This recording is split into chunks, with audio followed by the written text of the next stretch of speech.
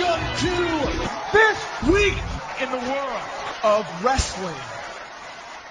Welcome to TWitWoW, the best wrestling podcast made for wrestling fans, by wrestling fans, on the web today. I'm John, that's my cohort and commentary Ashton, and this is our NXT review. And I gotta say, this is a really fun hour of NXT. We got some matches made for next week, so already looking towards the future. We got some debuts. We even got some repackaging a little bit done on this show. Again, the word I love to use when describing episodes like this of NXT are productive. A lot accomplished in my mind tonight. Ashton, what'd you think of it? Yeah, I really like this show. You know what? I might even... Yeah, I think this show is a little bit better than last week's even. Really? A little All bit. right. I mean, not significantly, but I think from bottom to top, this episode got more done than last week's. This was more of a dense episode. Story dense, progression dense, that kind of stuff, than last week's show, I think. Right. I can see what you're saying. Yeah, I think you and I may have some interesting conversations tonight as it relates to this show. But we definitely will. At least one that I'm thinking of right now that we'll get to.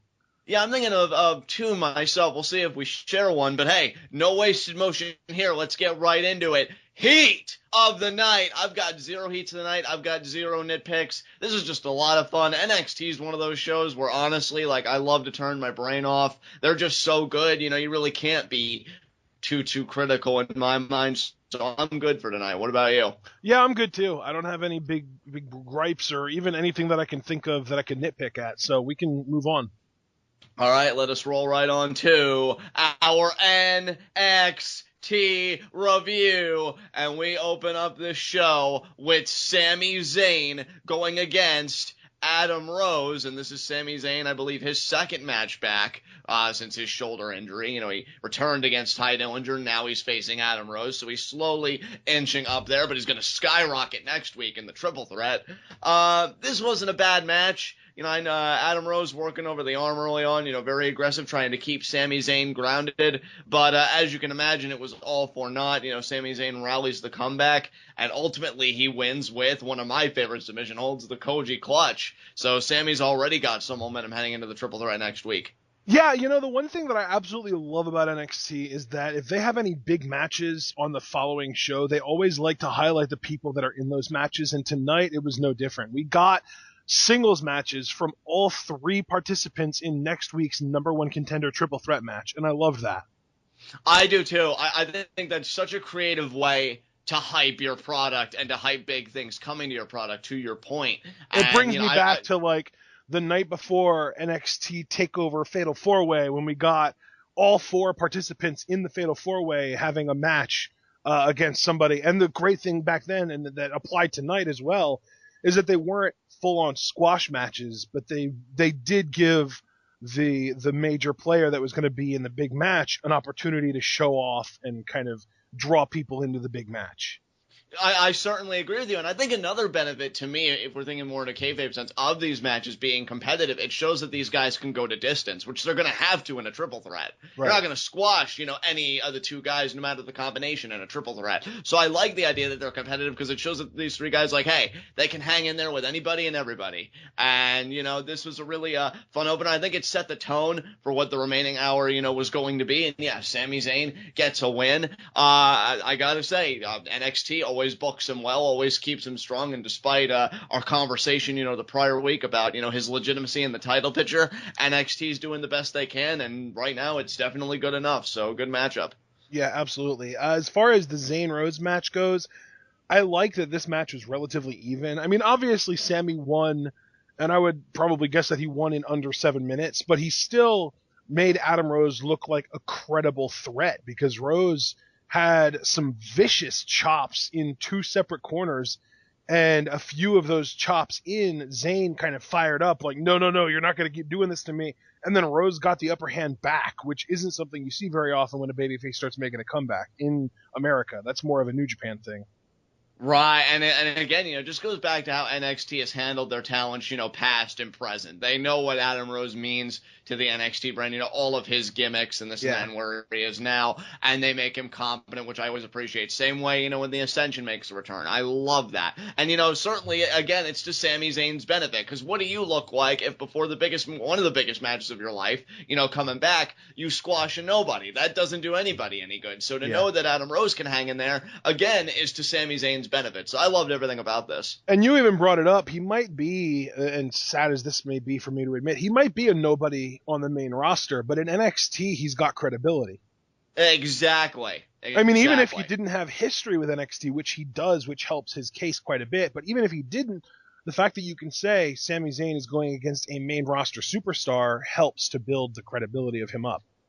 Precisely. There's credence no matter how you look at it, which, Sami Zayn getting this victory, it really makes it seem like, well, maybe he really can win this triple threat next week. So, good stuff. Yeah, and like I said, too, it wasn't even a long match. It was like maybe 6 or 7 minutes, and Sami won via submission.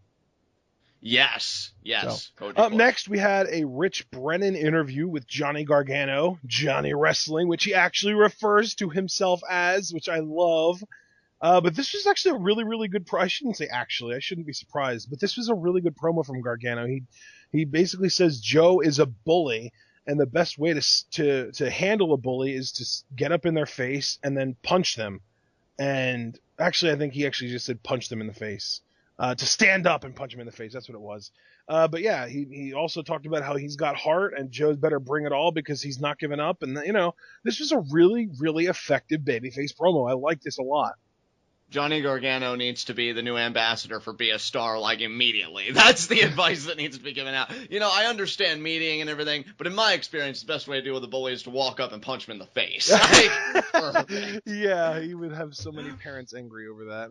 I know, but, in all seriousness, dude, I agree with you. Have you ever seen the Moms Against WWE Twitter? No, but I my God, dude. Just hearing it. No, it's a parody account, but it's hilarious. Oh, okay. You know what? I think like a year or two ago you did show me that. Yeah. Because you saying it's a parody account and everything. Yeah, it is starting to jog my memory. I think you did show me that one time. I have to look at it again though. It's been so long. Put your brain on a treadmill and jog your memory. But getting back on track here, Gargano's promo. I agree with you. It was a strong babyface promo. Him and Ciampa both. I'm really looking forward to the year they have this year. In That's 2016. The thing with the both of them. Slate. I think they're both three-dimensional wrestlers. Like all three of them, or I shouldn't say all three of them. Both of them have the ability to talk. They both have the ability to portray emotions via body language and facial expressions, and they are both really good in the ring. So Gargano and Ciampa are a couple of three-tool signings for the WWE. The only thing that they really lack is size. So, it's. I mean, if you're gonna lack anything, it's always better to lack one thing than more than one thing. Well, certainly, and I think as far as the size goes, you really couldn't be anywhere better, as far as WWE is concerned, than NXT, because I don't think that's as much of a difference maker as it is on the main roster. I don't think has NXT. I want to say not since Seth Rollins. I think Seth Rollins might be the only NXT champion in history who was over 6 feet tall. Wow, that's crazy. But, Gargano's spitting fire. Like you said, calling Joe a bully, probably thinking back to Joe's matchup with Ciampa, his friend, and how vicious and brutal that was. And he's ready to bring the fight to Joe, so I really like this. Yeah. Up next, we had a Jason Jordan and Chad Gable promo, and this was awesome. They talked about how they weren't even nominated for Tag Team of the Year, talking about Enzo and Cass winning it. And then they bring up Blake and Murphy, and they challenge them for next week. But in the process, they also come up with their new team name, American Alpha. Yes. Now, I think you and I had known about this name for a little bit, and now it was formally introduced tonight. We saw the name get out after the tapings. Right. Now, initially I wasn't crazy about the name. I am starting to warm up to it a little bit. I am. Again, I do think it'll be something that, in time, by the time we get to our next TakeOver live reaction, I'll be screaming at the top of my lungs, American Alpha, and getting all pumped in my typical John fashion. Really like this. I love that these guys became babyfaces, got super over, but they didn't compromise anything about themselves. Yeah. They're great athletes, they're technicians, they know that, and they're confident. I love that they didn't have to change anything, like be more humble or anything like that. Nobody needs that crap. Nobody's got time for that shit. They're still kind of dicks. Exactly, and you know what? That's how they should be because they're better than everyone else. I don't want to see them come out here and be like, oh, you guys are good too. No, fuck that shit. So... I mean, when you say they're better than everyone else, I feel like you need to qualify that. Well, I mean, in the NXT tag team division, they're better than everyone else. There, okay. I qualified I'll let that go.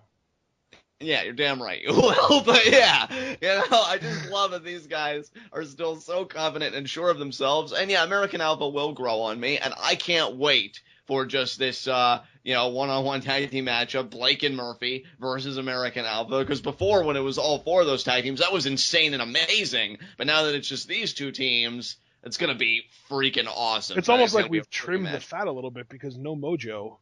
Exactly, yeah, well, I mean, Mojo, you really get rid of a lot of the baggage there with that removal alone. I mean, losing that guy, that's addition by subtraction. Exactly. Listen to this guy. And then, close the promo out. Gable says an American Alpha is ready. You gonna say it? You gonna say it? No, I'm not gonna say it. Willing. And then Jordan puts his hand on Gable's shoulder and says, and Gable. And then Gable's all surprised, like, so sick. It gets sicker every time. But you hurt my shoulder. And then he was like, you go, get your hand off me. I hurt my rotator cuff. I love it. Oh, these guys are great. And also, like, it's funny that Gable looked at him after he said ready, because I always thought that their whole shtick was Gable says ready, willing, and then Jordan says and Gable. I never thought of it as like Gable being ready and then Jordan willing and then back to Gable and Gable. It used to be that way, but I think recently they've changed it up, because I know this isn't the first time that he's tried to get him to say the willing part. But I hope that this is how they keep it, going forward, where he's reluctant to say willing, but he's all in to say Gable. And they're kind of, they share in that. I don't want them to keep on teasing it, though. I want that to be just like their one fluid motion, like, okay, we've got our shit together now. Gable says ready and willing, and then Jordan says Gable. Exactly. So... great stuff from these guys. Again, my favorite act in all of NXT, probably in all of WWE right now, because, again, freaking throwbacks. Can't wait to see them pick apart Blake and Murphy, and this promo was solid. If WWE doesn't want to call the mechanics, because mechanic is also an insider term that basically means mid-carder for life, they could just call them the throwbacks, because Dash and Dawson would be perfect for that kind of, like, title. Yes, absolutely, dude. Completely agree. All right, up next, we had our second match of the night. And honestly, probably my favorite match of the night. Ty Dillinger versus Apollo Crews in a battle of really athletic guys with horn-based theme songs. I prefer Dillinger's for what it's worth. As do I. Still waiting for Ty Dillinger to get that push, man. People love that. Dude, I thought we were seeing the beginning of it tonight because he hit his finisher, but then Crews kicked out and I lost all hope. Yeah, which made that finisher go from a 10 to like a 3.5. So, yeah, but I will say, though, I like that commentary gave Crews credit. Like, at one point, commentary even gave Crews a 10 for something. Right. I think it was the delay suplex. That's right.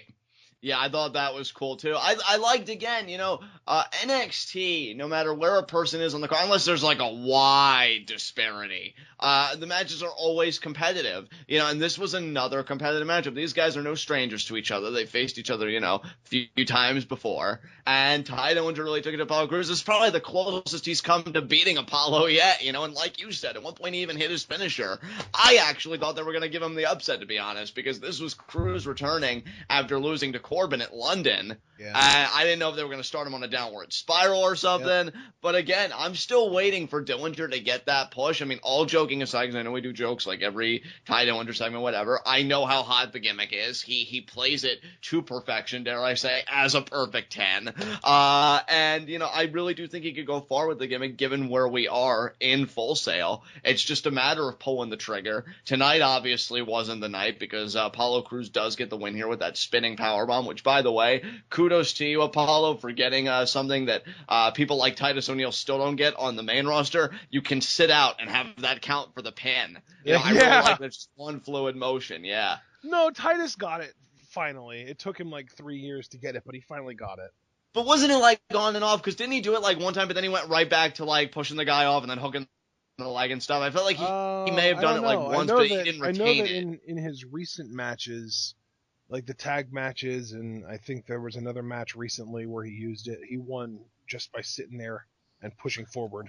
Fair enough. I'll redact that criticism because that's probably on me for not being very observant and less on Titus for not getting it. I don't really blame you for not paying attention to Titus O'Neil matches. He's pretty awful. But, yeah, I'm just glad that Apollo Crews, like, the finisher comes off so much better because it is all one fluid motion. It's a pretty cool-looking powerbomb, too, with the setup. Yeah. So he does get the win. Really, it's the post-match that lends itself to greater intrigue because Apollo gets a microphone and he says, you know, I don't really like loose ends. I don't like things, you know, unfinished. Couple months ago, you know, a match I had in his qualification. I'm not a fan of that, so I want to do it again and see what happens. I know I haven't earned a title match. It's not what I'm asking for. I want a match with Finn Balor. So Apollo Crews laying down the gauntlet, purely a non-title affair, and we'll see if he gets a one-on-one match with Finn Balor. Yeah. So I love this, personally. I think this is awesome because this gives Balor something to do while the other guys are fighting it out to figure out who's going to be number one contender without putting his title on the line. Because I love how respectful Crews is in saying, like, I know, I get it, I haven't earned a title shot, but I still want to see who would have won between you and me if Corbin hadn't interfered. That's awesome to me. Exactly. You know, I love everything about this. You know, Crews hasn't forgotten how that match went down, so there's that sense of continuity. I love that it's different because it seems like when you're the champion, every relation you have, every encounter you have has some kind of championship implication. I'm not saying that this couldn't either, because in a kayfabe sense, if Crews were to beat Balor, I mean, you want to talk about earning your spot, clearly. But, you know, this doesn't really have to do with the championship. This is more about Crews having to, you know, settle something in his own mind. And Balor being the competitive champion that he is, he can't ignore when a gauntlet's thrown down. So really everything about this was perfect to me. I loved it. And I'm actually looking forward to the rematch, knowing that we probably are going to get a definitive finish because any heel or, you know, entity that could interfere is going to be wrapped up with something else. So it should be a good time. Yeah, that was great. So up next, we had a Blurphexa promo, all three of them. Blurfy, just Blake and Murphy, were making fun of Jordan and Gable's new name, laughing at them for being so macho and calling themselves alpha males and stuff. And then Alexa gets on, and she scolds them a little bit for losing in London, but quickly forgives them because it took, in her words, half of the NXT tag division to beat them. And then she says that she's going to team up with Emma tonight to beat the team of Bayley and Carmella. She says that it'll be fun slapping Bayley around, but it will not be pretty. And as a matter of fact, it'll be quite Bliss tasteful.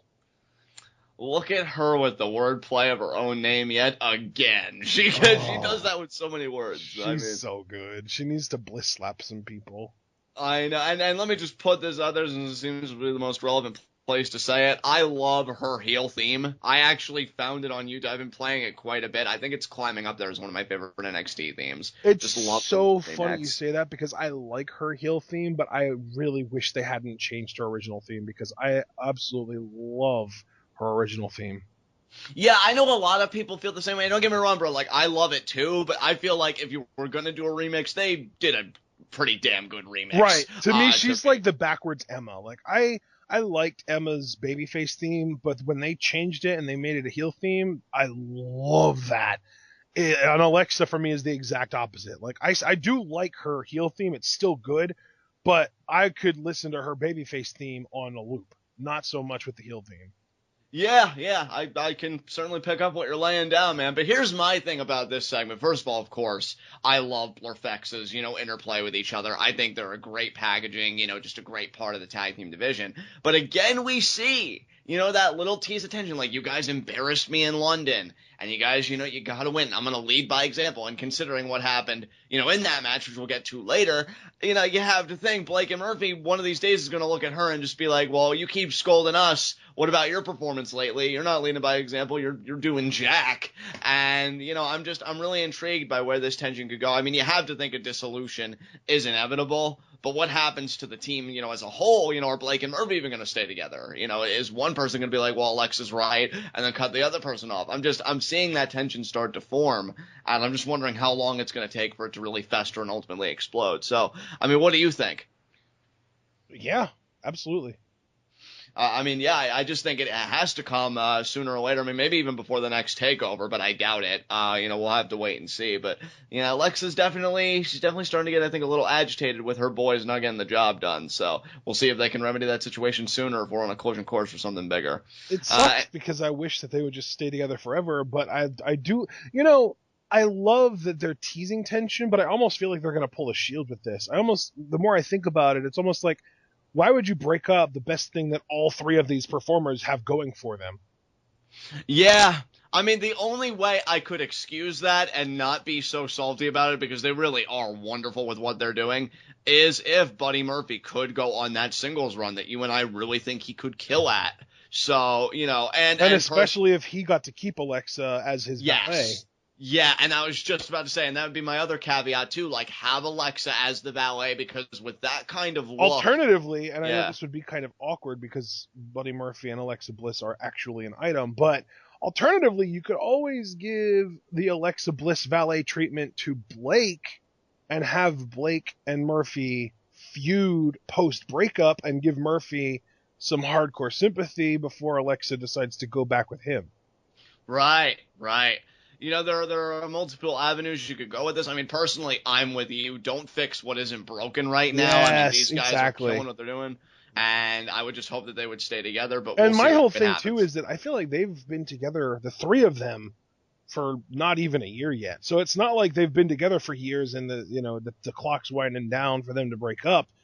I just think at this point, I think that what they're really doing with Alexa, showing that she's disappointed and stuff, is just reaffirming that she is the boss, basically, of their trio. She is the one that calls the shots. She's the one pulling the strings. She is the king. And I say king intentionally because it's like the tippity top. I didn't want to say queen because, stereotypically queens are subservient to kings. She is the frickin' king, gender regardless. Right. Freaking Kingpin, for God's sake. Yeah, exactly. That's the thing. Like, yeah. I feel like anytime they lose a match, she threatens to break their knees with a baseball bat or something. Exactly. So I'm really interested by this dynamic. I hope that they can come back stronger than ever. But we'll have to see what happens.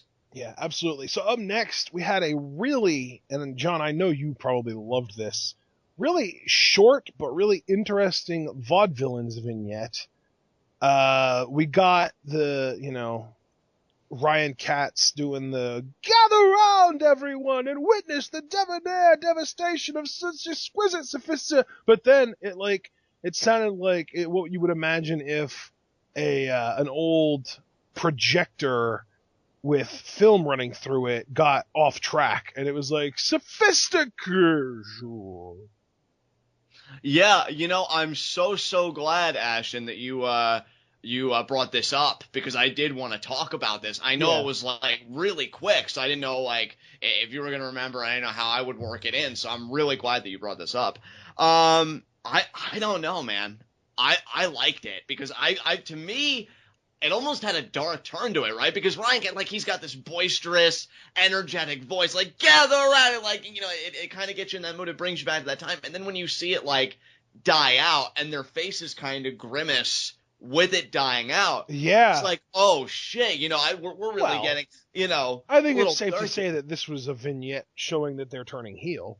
Yeah, certainly. I mean, there's no debate about that. They're turning heel. I'm just wondering, Because they've been heel before, right? I mean, they were heel when they started together as a team. Yeah, that's kind of, I almost kind of had this as a nitpick. I'm starting to kind of lose interest in the Vaudevillains in that Big Show kind of way where they keep turning and I'm just, it's getting more difficult to care about them.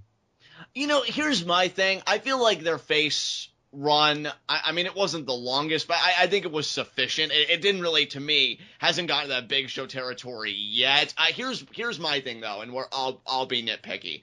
I think they need to do something different with this heel turn than when they originally came together as heels to make it feel distinct.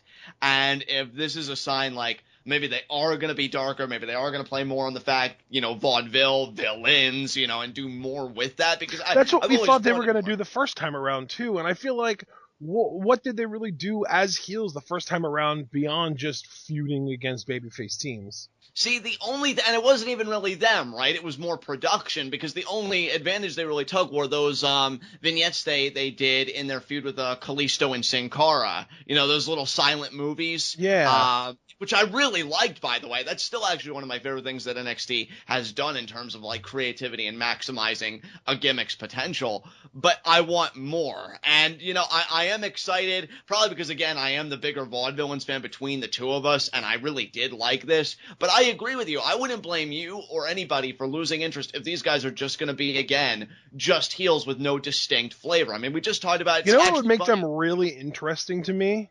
What's that?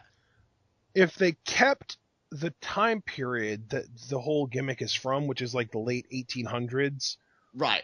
But they went in a more professional direction. Like, rather than, we are the strong men at a circus, maybe they decide to, hang up the dumbbells and worry more about actually winning. So they're like, maybe they come out kind of like Naito in like a pull-off suit rather than, not the Iron Man, the strong man singlet kind of thing. You know what I mean? Like they just kind of, they kind of take everything away that people liked about them and make them pure like Jericho 07 level heels. Yeah, But rather than wearing like a modern three-piece suit, they wear the type of suit that you would have worn in the late 1800s. Yeah, that could be, or, I mean, hell, Ashton, honestly, because I'm really thinking more and more about the promo and kind of deconstructing it in my own mind as we're talking. With Ryan Katz's voice dying and the Vaudevillains grimacing, maybe this is a sign to say that the period's over. The age of the silent film has ended, and we're just, we're moving into the future. So I know you said, like, sticking in the time period, but a more professional look. Maybe they're just throwing the time period out altogether. I mean, maybe this is the day that silent film and vaudeville has died. I'm going to go ahead and say it. I want these guys to break up, if for no other reason, because I want a Simon Gotch singles run. Yeah, and you know what, dude? I've wanted a Simon Gotch singles run for the longest time. I mean, I remember, this was so long ago. He's older, too. I feel like he's like mid to late 30s. Is he? I've never really done research, on their respective ages, but I could believe it. Simon Gotch is, oh no, he's not that old. He's 33. Okay, that's not too bad. I mean, if you were going to do a singles push, though, like, I would want them to do it now, like, that's the thing, at that age. Aiden English is only 28, so he's definitely the younger of the two. But, I mean, yeah, his offense is just so unique and so innovative. Like, I'd be intrigued by a Simon Gotch singles push. To me, though, and this is just my opinion, I don't know if you agree or disagree, I would think that if they were going to break up the Vaudevillains, Simon Gotch to me would almost have to be the babyface with how exciting he is in ring. Yeah, well, yeah, I agree with you completely. And, I mean, I don't think, please NXT, don't let Aiden English go back to the singing gimmick. No, you got to move forward. And see, that's really the whole theme here with this promo, right? Is because if they're going to go heel again, you have to go forward. Because it's so funny, actually, that this segment proceeded from the Blurphexa segment, because you're talking about Blurphexa, an entity that has everything, that's just so well put together. I like the Vaudevillains, but I've always felt like they've missed something, from being like a good team, a fun team that could be on the card and just, fill that space, to really being a great team and a standout team in the division. They've got all of the atmosphere, but I feel like it stops there, and I'm just looking for them to really do something different. What that is, I don't know, but I mean, this vignette, for its brevity, certainly got me very intrigued. I'm excited to see what they do going forward. Yeah, absolutely. So up next, we had our third match of the night, Baron Corbin versus Rich Swann, baby! Yeah, he debuted, guys. He finally debuted. Oh, man. And you know what? A good back and forth matchup. I mean, not too much as to be expected because it's Baron Corbin and it was only Swann's first matchup, but Swann did get some good offense in there. Got a nice Hurricane Run at one point. He even got like a nice looking like spin kick almost to Baron Corbin. That looked really nice. I was kind of hoping for a standing 450 tease, but we didn't get that. Even if he just would have done the jumps that he uses to set him up. I know, dude, I would have popped so hard. But yeah, Swann goes to the top rope at one point. He vaults over Corbin, and then he gets caught in Corbin's like spinning slam type maneuver that's called the Deep Six, apparently. Nice, I like that name. Yeah, I called it on commentary, and I knew that like I had to remember it because that's how I was only going to be able to describe it.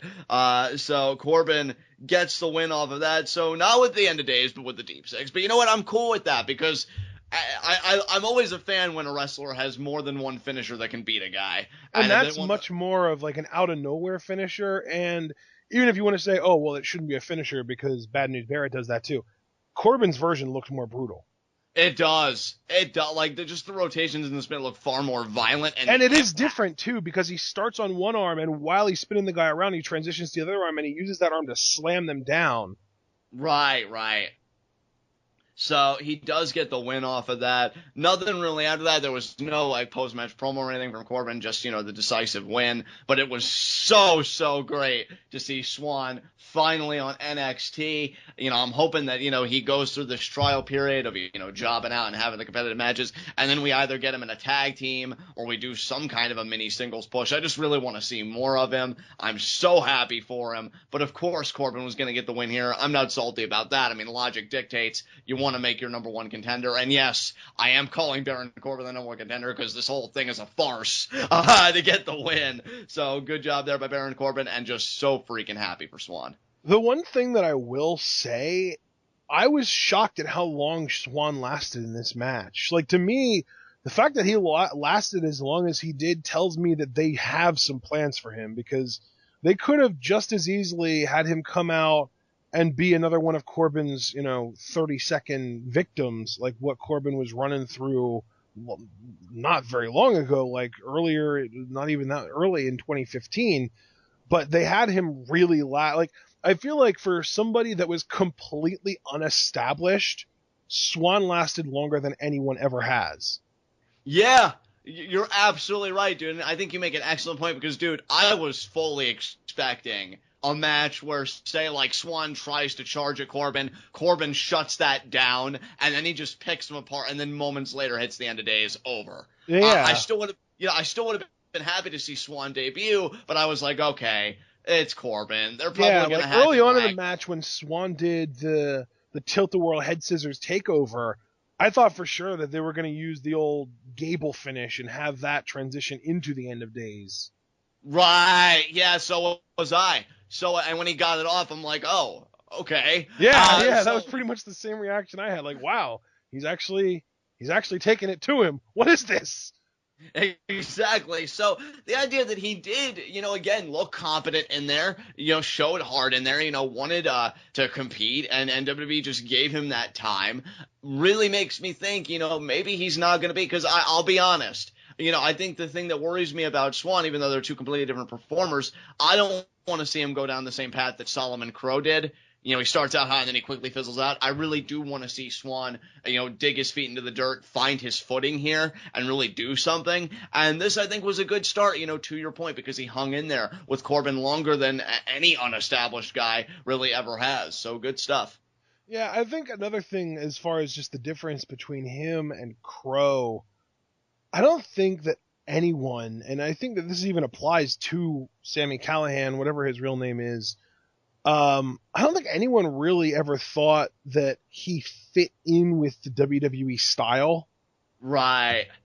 But I feel like Swann, even though he's not necessarily like a WWE prototype, I think he much more fits with their style than Sami. Because like the whole thing with Sami was that he was like, he came up through, like, he was most known for his work in CZW.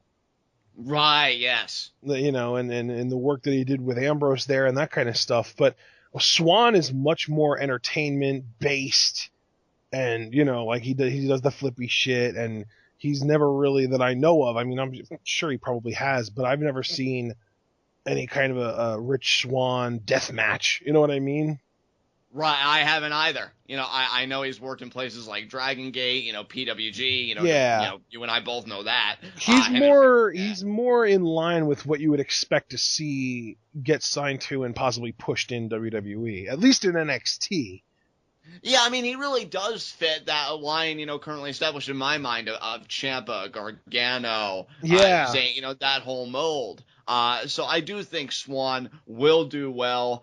You know, of course, obviously, that is partially biased because, you know, I did know him for a time, and he's a great guy. I mean, he really deserves the success, and I wish him nothing but the best. But, again, you know, Corbin gets the win. He gets the momentum, and this triple threat, you know, I gotta say, these 3 matches tonight really serve to increase my interest for the triple threat. I'm really excited and really intrigued to see how it's going to go down and who's going to emerge as number 1 contender. Yeah. All right, up next, let's talk about the Rich Brennan interview with Baymella. They are besties, but they do talk about how they need to set their friendship aside when it comes to the championship, but they are tagging tonight.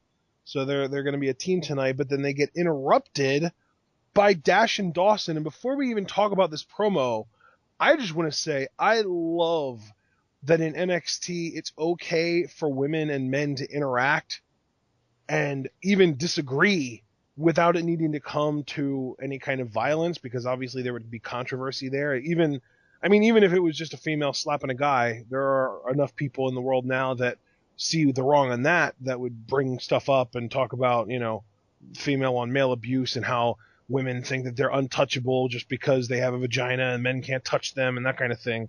So I'm glad that we can have a segment like this where men antagonize a woman. No physical violence happens, but it shows that there aren't 2 separate worlds living inside of the NXT locker room, with the men in one locker room and the women in one, and them never interacting.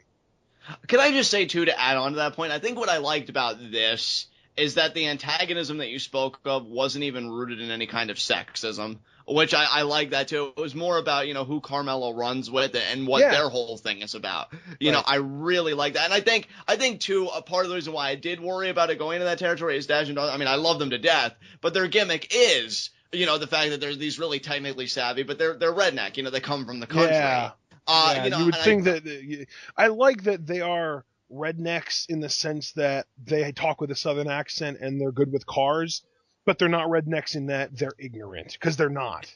Yeah, exactly. Thank you. That was perfectly articulated. I'm so glad you took the reins on that one, because that's precisely what I love about these guys too. So yeah, even the antagonism in itself wasn't rooted in any kind of sexism. Wasn't like, oh hey Carms, you know, you want to get in the kitchen, like none of that bull crap, you know. And I really like that. It was just, you know, you got your NXT Championship match, and we're shocked, you know, that you won, because, you know, you're just like your G's. You know, you can never really rise to the occasion or, you know, win, you know, when it counts. And Carmella, you know, is about to blow a gasket. Like, she's really getting angry just at the sight of these guys. But Bayley, you know, is able to restrain her, calm her down. You know, reminds her, you know, save it for the girls, save it for the matchup. And Carmella's just like, I'm sorry. They just get me so mad. And, you know, I really like this. I really like this. Yeah, this was really well done. Up next, we had our 4th match of the night, though. And it's a smooth transition because now we get Baymella in this match. But we start with Emma and Alexa Bliss, and then Baymella comes out, and then Bliss and Emma beat the crap out of Bayley. Oh, yeah. This was great. They picked Bayley apart, and Bayley just being such a phenomenal babyface. I'd actually say, you know, one of, if not the best babyface in all of the WWE right now, with how great her work is. Really knows how to look vulnerable, and those moments of desperation, you know, wanting to get a tag. And yeah, I mean, Emma and Alexa just did a great job just picking Bayley apart, just really beating her down, cutting the ring in half. And Dana Brooke, I have to say, you know, say what you will about her, I think she's really grown into, you know, being that valet for Emma. I'm going to go ahead and say it, John. If she decides that the in-ring work isn't for her, but she wants to stay in the wrestling business, she could be the next Vicky Guerrero. I believe it.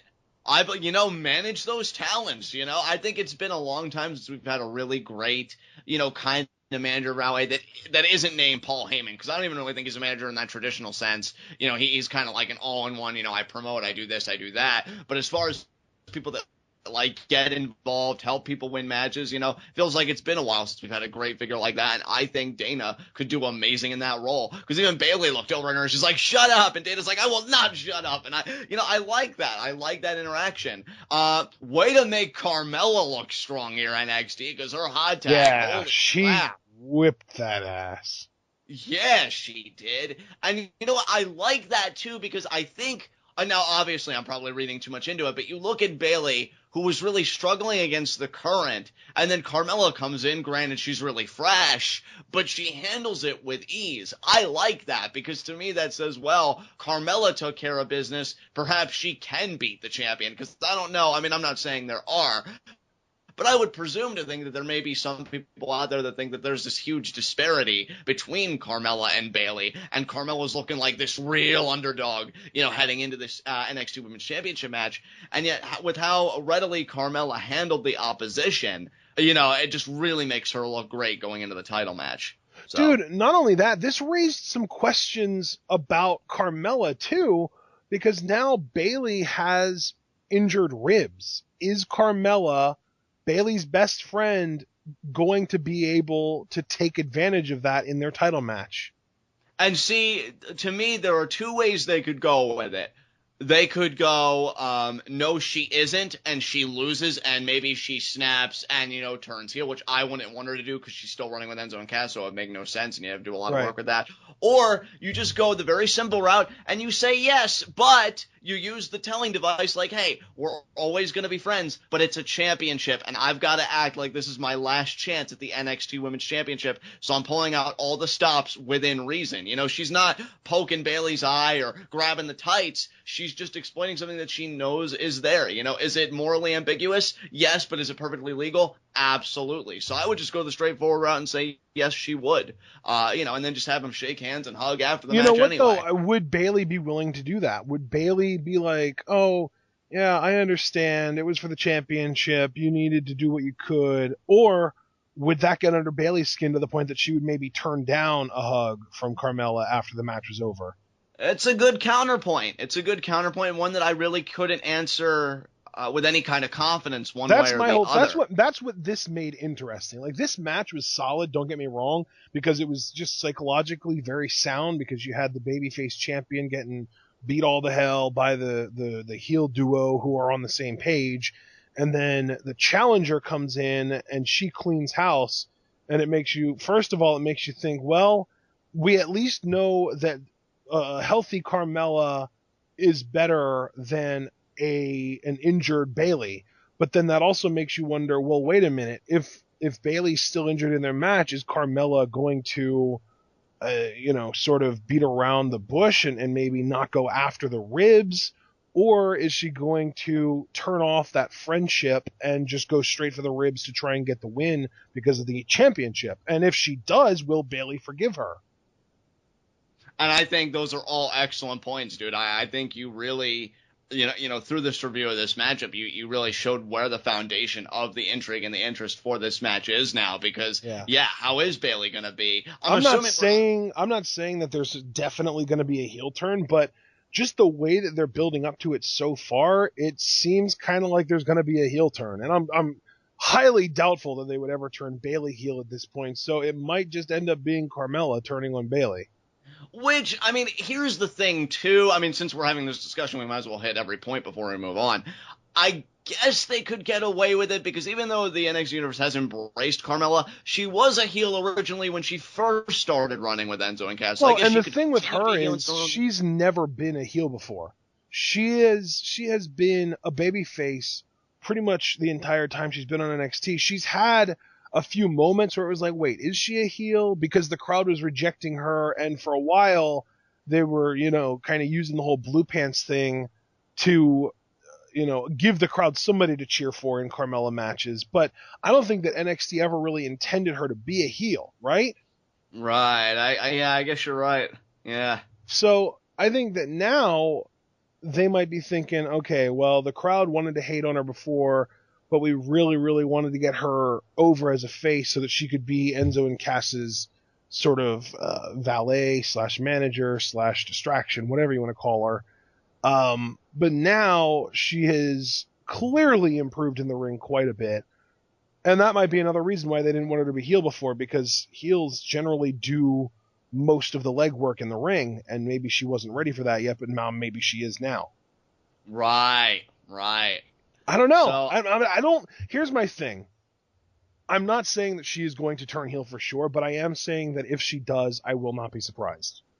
I think if she does turn heel, I do kind of hope it was because of scenario one, because I think that'd be really intriguing if she doesn't take advantage of the ribs or any kind of advantage for that matter, and she still comes up short, and Bayley's celebrating, and then Carmella just thinks to herself, well, I guess if I had taken advantage of what was in front of me, it would be me celebrating right now at that championship and not Bayley. And I don't think it would be an instant thing there either. I don't think it would be like match is over, Carmella realizes she lost, and then she attacks Bayley. I don't think it would be that quick.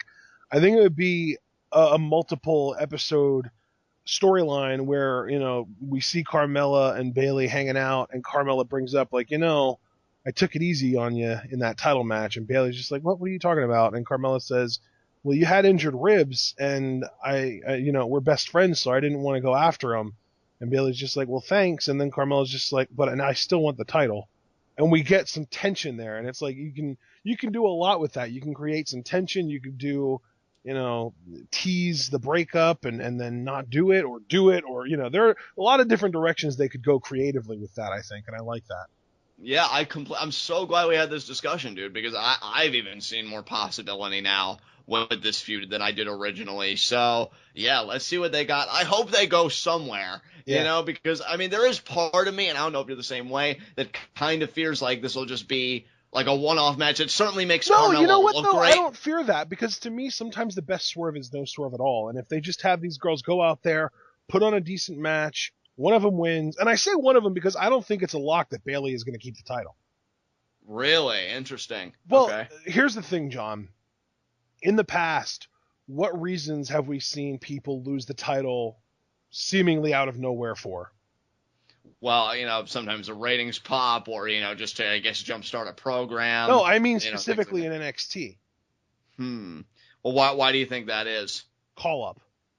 Ah, okay, I see what you're getting at. Yeah, Bayley going to the main roster. They might be trying to get the Fatal 4-Way, the NXT Women's Fatal 4-Way for WrestleMania.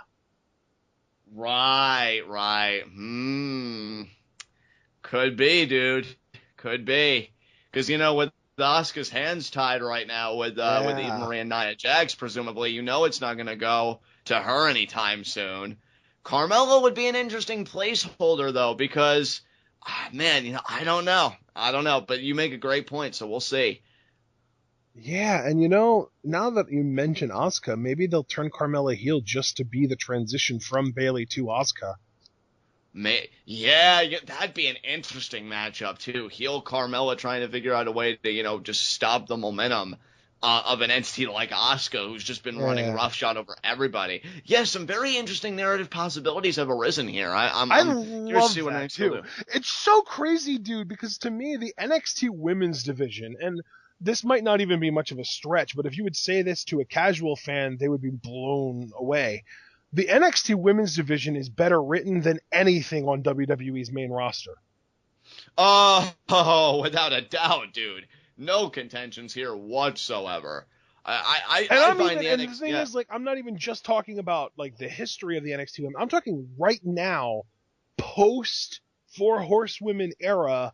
Right now, NXT's women's division is being written better than anything WWE's main roster is putting out.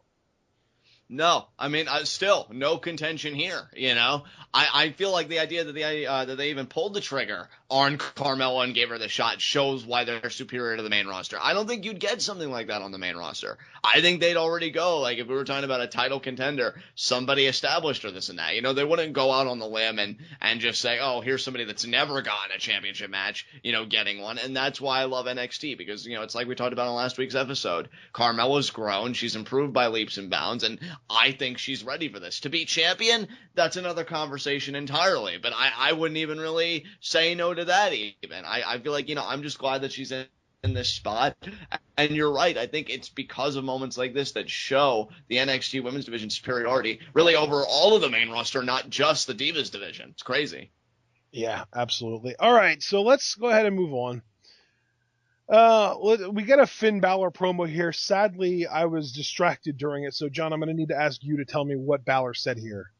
I was a little distracted myself as well, actually, believe it or not, but I do believe more or less it was Finn Balor accepting the challenge. If I recollect correctly, he just said, if Apollo Crews wants to match with me, that's fine. And I think also his mind was probably on the triple threat, knowing that he's got 3 loaded guns staring down at him and his NXT championship reign. But yeah, you can probably assume, safely, given the kind of champion and the character that Finn Balor is on NXT TV, that he accepted Apollo Crews' challenge. So I think we're definitely going to be getting that match. All right. So I'm excited for that. I do think that that's going to be a good match. I do think Finn is going to win, but I think that it's going to be a really good way to sort of cool the Apollo Jets for now. Yeah, I like it because, to your point, it's going to cool the Jets. And secondly, it's going to tie up that loose end. So, you can really just have a clean slate for Apollo now going forward. You've addressed that ambiguity of like that non-finish. You got it out of the way. Now you've just cleared all the bushel and everything else. And now it's just a clear path for Apollo wherever they want to take him. And so I like that. It's like cleanup duty to me, this match. So I'm curious to see what happens. Yeah, and I like that. So now let's get to our main event. Johnny Gargano taking on Samoa Joe, and of the 3 matches that we saw tonight between the 3 participants in next week's number 1 contendership triple threat, this was the closest thing to a squash that we saw. Yeah, I mean, Gargano tried, man. He really did. He showed heart, and I thought that was great, and he got the crowd behind him, but it just seemed like no matter what he wanted to do, and it's horrifying because the only thing scarier than a monster is a monster that can think. But with Gargano, he tried and tried, but always at every turn it seemed like Joe was just a step ahead of him. Yeah, man, it just was not going to get it done. He even got a slingshot DDT on Joe at one point that I thought looked really cool. But, I mean, you want to talk about a monster that can think. I mean, that's the perfect phrase for the finish. Because Gargano tried doing some kind of like slingshot, springboard, some kind of maneuver. Joe kicks him more or less in the chest. Gargano falls, and then Joe immediately just gets him in the coquina clutch. Yep. And chokes him out. And he even locked it in while they were standing and then fell into the grapevine. I mean, damn, son. Yeah. I thought Gargano originally, because like you said, like it was a different kind of setup a little bit.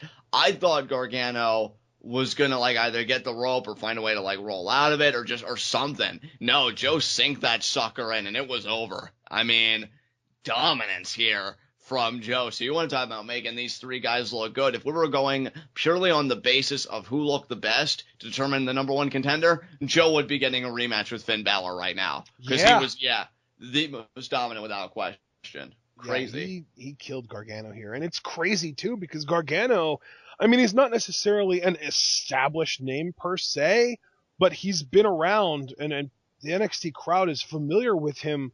Rich Swann was debuting tonight, and he took Corbin longer than Gargano took Joe. Exactly. And what does that say about just the proficiency of Samoa Joe? That you should be horrified. Exactly. Like, if I'm Finn Balor, I'm in that locker room, I'm just, like, heaving a sigh, like, I gotta do this again. Like, I'm already, like, clutching the ribs and massaging the throat, thinking about being choked out again. It's like, I like my fluids, in the body, not out of it. It's crazy, man. Like, Joe is just on a warpath. personally, and I'm just gonna say this here because it's just a regular episode of NXT TV. We don't do any of the kind of the previews and predictions, so I don't have to be mum about it. I'm really hoping Corbin wins because I no problem with Joe, and I'd be fine with the rematch. But to me, I'm just tired of them dicking Baron Corbin around, and I want to see him get that title match. So I'm hoping that's what happens. But man, it's hard to deny that Joe may be getting a rematch soon enough. Crazy. Yeah. All right. I think this is it, John. So if you want to, we can move on to our next segment. All right. High spots and low shots. I'm just gonna be real quick here. My low shot is Ty Dillinger. Had a very game outing with Apollo Crews, but Apollo Crews going to kick out of his finisher, and then Ty Dillinger ultimately lost the matchup. Still waiting for that push, but tonight was anything but a perfect 10 for Ty Dillinger. You really got to go there, don't you?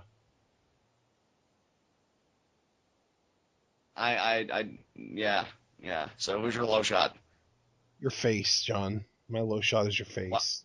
Wow, you had to go there. That's real classy, guy. That's real classy, going after my face. That's real okay, my low shot is Johnny Gargano, because he talked a big game, and he said he was going to bring all the heart, and, for somebody that talks about having a lot of heart, he kind of tapped out, didn't he? Well, for somebody that talks about a lot of heart, it seemed like he got kicked right out of his chest.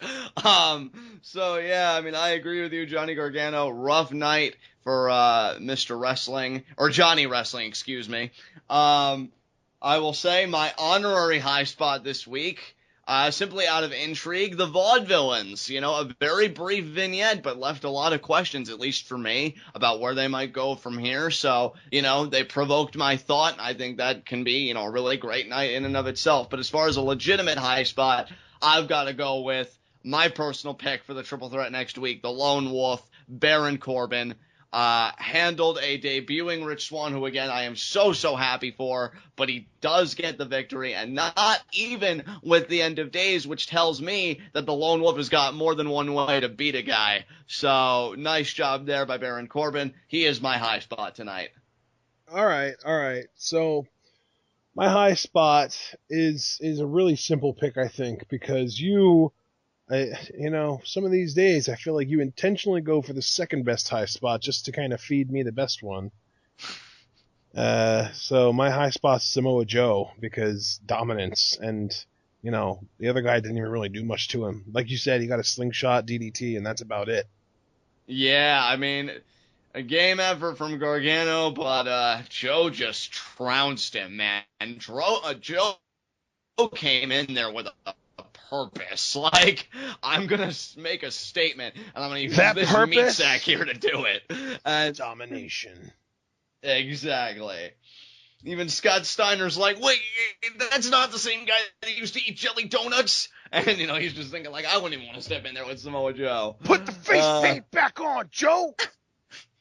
Cuts his hair, paints his face, thinks he's threatening. Oh, shit, he really is threatening me. Oh. Yeah, exactly. That's what I was going for. I'm hitting south of the next Cracker Barrel. But, yeah, Joe. Cracker Barrel!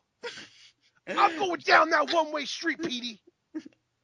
Take your clothes off. I'm working off. All right. But, yeah, Joe, we've run out of Scott Steiner material when we come back to take your shirt off, I'm working off. That's like the go-to, I don't have anything left to say Scott Steiner line. Just to me, it's the best Steinerism ever, but this is about Samoa Joe, and again, perfect high spot, dude. I picked Baron Corbin partially because I am rooting for him next week, and he did win, and he did have a dominant night, but man. It's so funny, we both picked members of that triple threat. Sammy's gonna win and throw us both for a loop. Oh, God, I don't want to say I'm souring on Sami Zayn, but I'm not gonna lie, I will be irritated. Up.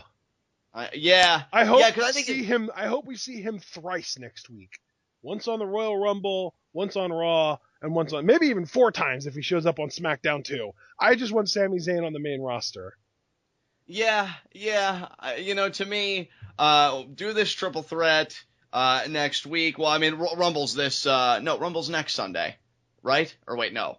Whatever the case is. Coming Sunday, brother. This coming Sunday. Yeah, because that's right. You're right. You're absolutely right. By next Sunday, we will have already seen episode 1 of season 2 of Lucha Underground. Oh my God! But yeah, Sami, 7 days, baby. 7 days. Yeah, to the best day of all of our lives. But yeah, I'm really hoping Sami doesn't win, man. That'll bum me the hell out. But yeah, you had a great pick in Joe. I feel like I had a great pick in Corbin. But with that said, is there anything else you want to say about tonight's NXT? Go home, brother. All right, guys. With that said, this has been NXT. This has been TWitWoW, the best wrestling podcast made for wrestling fans, by wrestling fans, on the web today. I'm John. That's my cohort and commentary, Ashton. Guys, be sure to comment and subscribe on YouTube. Ashton, what question do you have for our subscribers this week? You know, I feel like our most interesting conversation on this episode of TWitWoW was actually regarding Bayley and Carmella. So I want to ask our viewers what they think is going to come of the Bayley-Carmella match for the Women's Championship. Yes, I would love to get all of your thoughts and theories down in the comments section. Be sure to take that conversation over to Pweetov. That is Pro Wrestling is taking over Facebook. So many diehard, avid NXT fans, especially of the NXT women's division. I promise you would feel right at home. But if Facebook's not your thing, Ashton's created a TWitWoW subreddit. There you will find all of our TWitWoW content and a nice little niche community of just the most passionate TWitWoW fans. And you can create threads of your own relating to all things pro wrestling. Guys, don't forget to go to Teespring and buy our Because He's a Father, damn it, Kevin Owens t-shirt. So proud of that merchandise. You know you want to support Kevin Owens in style, especially on the road to WrestleMania. And with that said, guys, we got a great rest of the week lined up for you because we've got tomorrow our SmackDown review, the go-home SmackDown before Rumble. We've got our Royal Rumble preview and predictions this Saturday. Going to be some very interesting discussions. I honestly think more so in the undercard than the main event. But then Sunday, Royal Rumble 2016 live reactions. It's going to be epic like it always is. We love you guys. And until then, tune in and peace out.